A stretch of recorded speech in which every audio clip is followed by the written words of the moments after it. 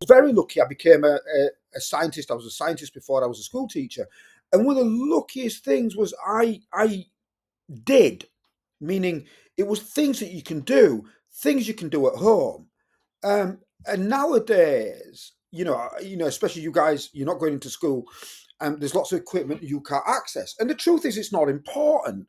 There's lots of things you can do. And I remember finding an insect, a very small aphid. Aphids are very, very small. They're minute. They're minuscule little monsters. On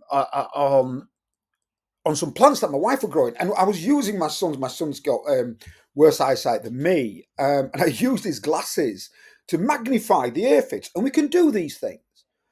So, and I also want you to look at last lesson was the history of microscopes, and imagine 300 years ago, 400 or 1,000 years ago, people don't have the things that we have in a science lab, and they were way better scientists than I ever was. So one of the things I want you to take from microscopy is the world that it opens up to us, the world that it opened up to everybody 300 years ago. And so this lesson is going to be in two parts. One is a recap of the parts, which you've got to know, and what I'm going to do is, for all of you, your job is, I'm going to delete a lot of the old slides, a lot of your old work. And you're going to try to get this right. It really doesn't matter. All right. And again, it's in the attempt. So for me, we've got all the answers here. That part there is a really funny one for me. It's called the arm. And the reason I remember this is, I was a student. I wasn't a teacher back then. And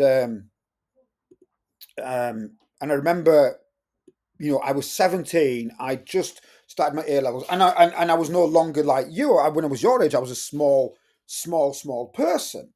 Everyone's small when they're in year 7, and by the time I got to year 12, I was almost the size I am now, same height. I just wasn't as large as I am now. And my teacher said to me, "Oh, he said to class, can you put the microscopes away? Hold about Elia, can you get off the paper and wait till we start on the paper?" So, and I said to him, you know, and he said very clearly, "Can you grab it by the arm?" So you grab the microscope by the arm and you put your other hand underneath the base. And so the arm is very, it's a poignant memory. So this is the base. There's the arm.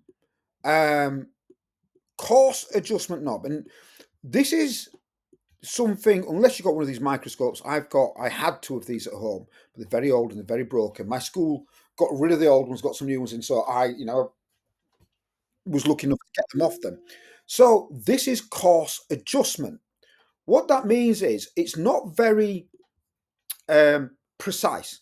So you want to get an image, and this is the objective lens. This is here. It's called the objective lens, and that's what you see with.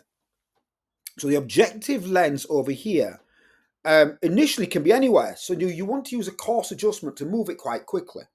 And then you want the fine adjustment to really make it a lot clearer. So that's the fine adjustment there.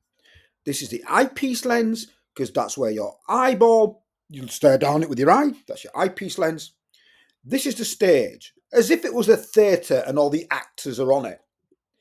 And this is the light source here. This is your light source. On the stage, you have these really cool clips. I wonder if they put the stage clips. There you go, stage clips. These really good, cool stage clips are for holding your slide down. Your slide is a piece of glass.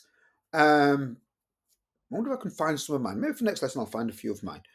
You won't be able to see what's down there, but I've got an image of what I did in class somewhere. And so that's a stage clip, and underneath there's a diaphragm. That allows, so where are we, diaphragm? It should be a diaphragm.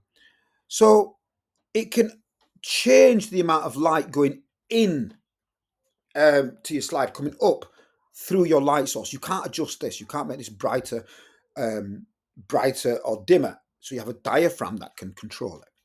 So that's the labels you're going to want to do. And the other thing we're going to do is, and Alexei, I was talking about your work in Charlotte's So what I want to do is I really want to delete a lot of things, but I don't want to delete your work. I mean, looking at Charlotte's, that was an absolute amazing. I can't draw like that. On a computer, I can't draw like that. That was really cool.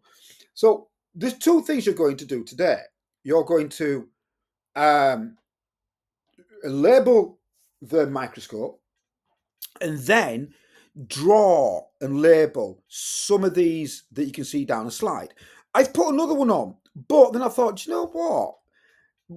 My favourite is Chlamydomonas, and I really don't mind you getting things like nerve cells. Nerve cells, muscle cells are a bit awkward.